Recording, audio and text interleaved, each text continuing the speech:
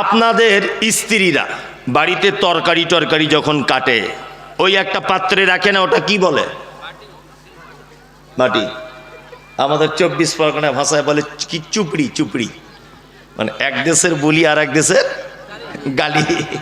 একটা কথা মনে পড়ে গেল, আজ থেকে 10, 12, 15 বছর আগে বাংলাদেশে প্রোগ্রাম করতে যাচ্ছিলাম। বাংলাদেশে তা প্রোগ্রাম করতে যাচ্ছি, তখন ওই আমার পাসপোর্ট কিছু ছিল না, এমনিতেই ফোনে যোগাযোগ করে যাচ্ছি।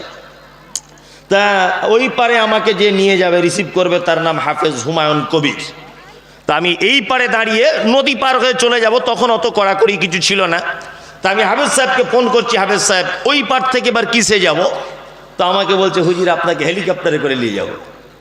তো মনে মনে ভাবছি আলহামদুলিল্লাহ, জীবনে হেলিকপ্টার চোখেই দেখিনি, চাপা দূরের কথা। না, আমি আবার মোস্তানি করে আমার বহুকে ফোন লাগিয়ে দিয়েছি, এ দেখো নসিব করে আসতে হয়, আজকে হেলিকপ্টার চাপবো আমি ইনশাল্লাহ। নিয়ে জামা যা পরেছিলাম ওই জামাগুলো চেঞ্জ করে এবার বেশ ভালো জামাটা বা পাগড়ি টাগড়ি বেঁধে নিলাম, বুঝলেন না, হাতে ঘড়ি টড়ি পরে আগে জুত করে রেডি হয়ে নিলাম, হেলিকপ্টার উঠবো বলে কথা। এখন ওই পারে নদীটা পার হয়ে গেছে, একজন আমাকে চড়াই করে পার করেছে আর কি। তা ওকে আবার ফোন করে বলছি ভাই হেলিকপ্টার আসছে না তো, বলছে পাঠিয়ে দিয়েছি। তা আমার একটা মনে মনে হচ্ছে যে হেলিকপ্টার এলে তো অন্তত আওয়াজটাও হবে, 4-5 কিলোমিটার দূরে আওয়াজ হয় না ফাটফাট ফাটফাট করে, তা আওয়াজটা তো পাবো, তাও তো পাই না। আর একটা কথা, হেলিকপ্টার নামারও তো একটা মাঠের ব্যবস্থা থাকে, হ্যাঁ, আর আমি দাঁড়িয়ে আছি এক বাঁশ বাগানের পাশে। মনে মনে ভাবছি জি আমার কেমন হেলিকপ্টার রে ভাই।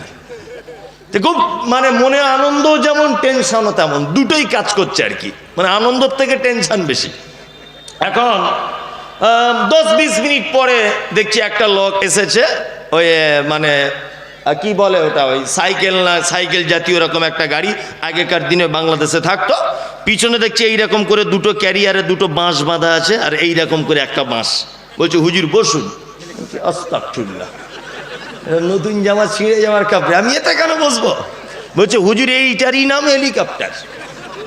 আস্তাগফিরুল্লাহ, এক দেশের বলি আর এক দেশের গালি। যে ভ্যানটা আপনাদের এখানে ভটভট ভটভট করে চলে ওটা কি নাম? বুটবুটি। হুগলি জেলায় কোনো বন্ধু থাকলে জিজ্ঞাসা করুন, হুগলির মানুষ বলে শয়তান ভ্যান। দেখুন হুগলি জেলা কেউ আছেন? গেছে, শয়তান ভ্যান, ওর নামই শয়তান ভ্যান। এক এক জায়গায় এক এক রকমের কি কথাবার্তা, তাই না?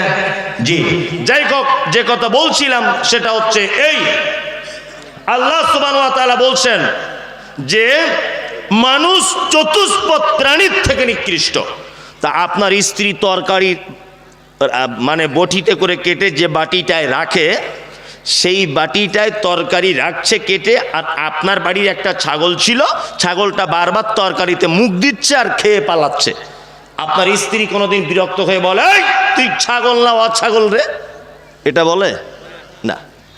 কোনো চাষিকে দেখেছেন গরুটা মাঠে যাচ্ছে না বলে মারছে আর বলছে তুই গরু না অগরু রে? এটা বলে না।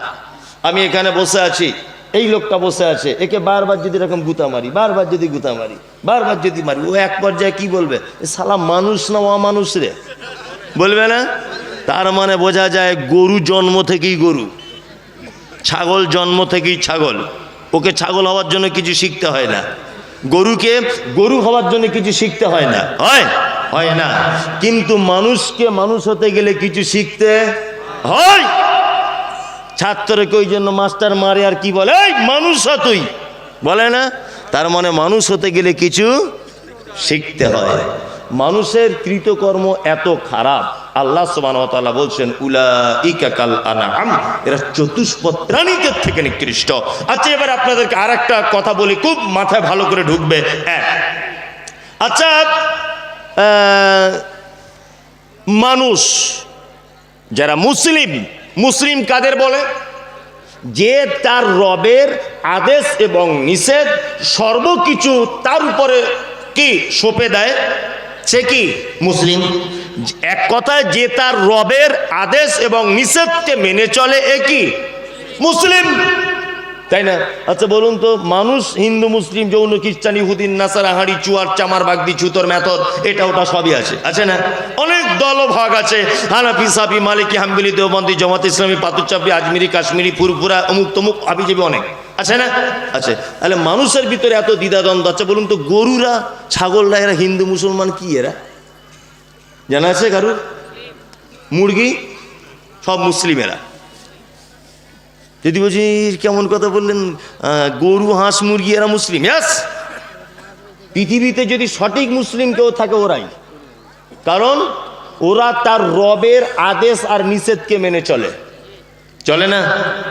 চলে। প্রমাণ, আপনাদের গ্রামের কোনো গরু দেখেছেন কারোর বিয়ের প্যান্ডেলে ঢুকে গোস্তের হাঁড়ি থেকে গোস্ত খেয়ে নিচ্ছে? না। আপনার গ্রামের কোনো কুকুর দেখেছেন যে একটা লোক বেগুন লাগিয়েছে গিয়ে গাছ সব খেয়ে নিচ্ছে? না। আল্লাহকে বলে দিয়েছে, এই গরু তুই তৃণভোজী প্রাণী, তুই মাঠে গিয়ে কাঁচা ঘাস খাবি, গোশ মাছ তোর জন্য নয়, খেতে পাবি না।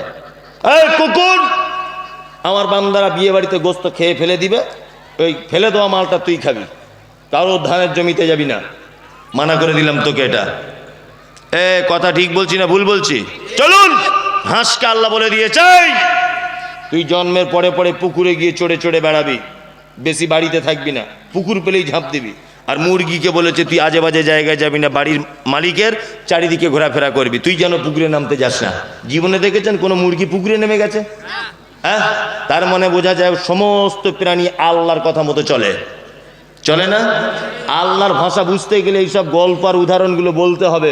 আল্লাহ বলছে চতুষ্পদ প্রাণীদের থেকে নিকৃষ্ট। চতুষ্পদ প্রত্যেক প্রাণী তার রবের নির্দেশ মেনে চলে। চলে না? শুধু চলে না কে? মানুষ। আল্লাহ বলেছে মদ হারাম, ইয়া আইয়ুহাল্লাযীনা আমানু ইন্নামাল খামর, নিশ্চয়ই মদ হারাম, নেশার জিনিস মানেই হারাম। মুহাম্মদ সাল্লাল্লাহু আলাইহি ওয়াসাল্লাম তিনি বলেছেন কুল্লু মুসকিরিন খামরুন, প্রত্যেক নেশাদার দ্রব্য হচ্ছে মদ, ও কুল্লু খামরিন হারামুন, প্রত্যেক নেশাদার দ্রব্য মদ, আর প্রত্যেক মদ হারাম। এটা ১৫০০ বছর থেকে এ পদ্ধতি চলছে, তবুও হাতনাডাঙ্গি আশেপাশের গ্রামের মানুষেরা খাচ্ছে কি খাচ্ছে না? সুদ, এটা হারাম। মুসলমান খাচ্ছে কি খাচ্ছে না? ব্যভিচার, এটা হারাম, তবুও চলছে কি চলছে না? চলছে। তার মানে বোঝা যায় গরু ছাগল হাঁস মুরগি সব ওরা রবের কথা মেনে চলে, তুমি মানুষ রবের কথা মেনে চলো না। এই জন্য আল্লাহ বলেছে উলাইকা কাল আনআম বাল হুম আযাল, চতুষ্পদ প্রাণীদের থেকে নিকৃষ্ট। কথা বোঝাতে পেরেছি? চলুন, আল্লাহ তাআলা বলছেন সুম্মা রাদাদনাহু আসফালা সাফিলিন। সুন্দর করে বানিয়েছি মানুষকে, এটা ঠিক, কিন্তু এমন একটা দিন তার জীবনে আসবে তাকে আবার নিম্ন স্তরে আমি এসে পৌঁছে দিব। এখানে ব্যাখ্যা দুটো, তাফসীর ইবনে কাসির পড়ে দেখবেন। তাফসীর ইবনে কাসির ব্যাখ্যা করা হচ্ছে, কেউ কেউ বলছেন যে এখানে জান্নাত আর জাহান্নামকে বোঝানো হয়েছে, তার কর্মের কারণে ওকে আবার অত সুন্দর দেহ নিয়ে আসতে হবে কোথায়? জাহান্নামে। আবার কেউ কেউ এই ব্যাখ্যা করছে যে ওকে রূপ লাবণ্য দিয়ে যখন যৌবনে এসেছিল ও তরতাজা যুবক, আবার ওকে ঘুরে ঘুরে দুর্বল হয়ে যেতে হবে, সেই 10 বছরের বাচ্চা ছেলের মতো, অবুজের মতো শেষ বয়সে বুড়ো বয়সে হতে হয় কি হয় না? এখানে মূল কথা ওটা নয়, মূল ব্যাখ্যা হচ্ছে এই। তাফসীর আহসানুল বায়ান দেখবেন, মূল ব্যাখ্যা হচ্ছে এই যে মানুষ তার কৃত কর্মের কারণে আবার আল্লাহ সুবহানাহু ওয়া তাআলা স্থান পরিবর্তন করে তাকে দিবে কোথায়? জাহান্নামে।